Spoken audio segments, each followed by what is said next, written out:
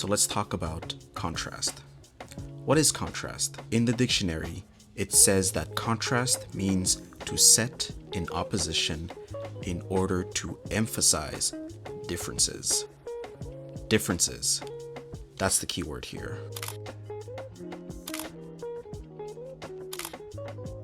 And to put it simply, it is the comparison of two or more things. So the reason why you want to use contrast is to make your photos pop more. It gives it more depth, it makes your subject stand out more, and also is just aesthetically pleasing. So when contrast is used well, you will see that it is a very huge asset that will help make your photos look so much better. So instead of talking about it all day, I will show you exactly how I use contrast, and I will explain to you my thought process as to how I organize the contrast in my photos. In these examples, you will see exactly how contrast really adds to the photo. So to demonstrate this, I decided to use this photo I took of a cup that I shot on my phone, which is the Google Pixel 3a. And as you can see, the shot is in color, but it's very muted colors, and to my eyes it's not very appealing. You can see that it's very gray and it's very just it has depressing colors to be honest. But we can improve that with contrast. So my goal is to make the cup darker and to make also the highlights on the rim of the cup, on the handle, and on the spoon just stand out a little more. One way to do that is to turn it into black and white. So now you can see that there's much more contrast in the photo already, and I didn't really change any sliders or modified anything. I just converted the color into black and white. But it's still not contrasty enough for me.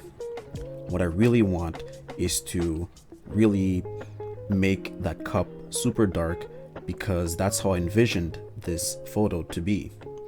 And so what I did was I increased the contrast even more. So I crushed the black and I increased the highlights, or I guess the whites. So now in this photo, everything looks so much more contrasty. And that was the goal. So here, as you can see, the cup is super dark and it stands out a lot from the background. The rim and the handle and the spoon are a little more accentuated. So coming back to the idea of differences, here you can clearly see the difference in the highlights and the shadows. And you can see that the cup is very black and the rest of the scene, the rest of the background, is like a mild gray, almost white. That's the differences that I wanted to compare the subject to.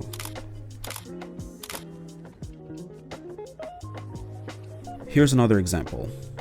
I saw this man working on the rooftop. I saw that he was really into whatever he was doing, and he was on top of this rather tall building. Also, I saw that the background was white because it was an overcast day. Here you can see that the picture is already pretty contrasty. I mean, you could almost say that it's already good. Like, it's pretty contrasty and black and white and all that. But to me, I just wanted to push it just a little more, have a little more accent into the texture and the feeling, how I saw the scene. So I decided to not change a lot. I just decided to again crush the blacks and increase the whites. So here I did that. I decreased the blacks to make the house stand out a little more, and also it even help with the textures of the tiles and the bricks, and also it helped bring out the man working on the rooftop a little more. And another thing to point out is the aspect of comparison. What I'm trying to compare here, that there was this tiny small human on top of this big rooftop working on this like seemingly gigantic building. That's what I mean by comparison. That's what I mean by differences. So contrast doesn't always have to be black against white.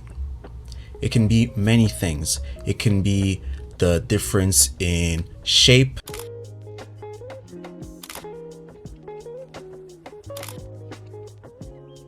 It can be the difference in size.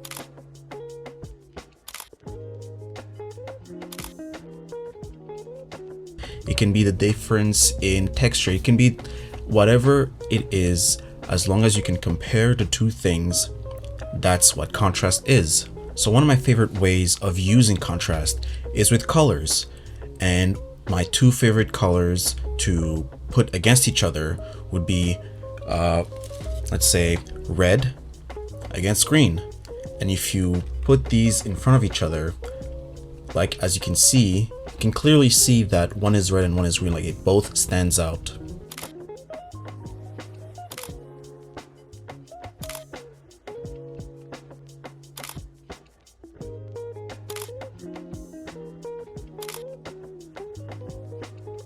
So I came out here in the woods just to get some fresh air and also to finish my thoughts on contrast.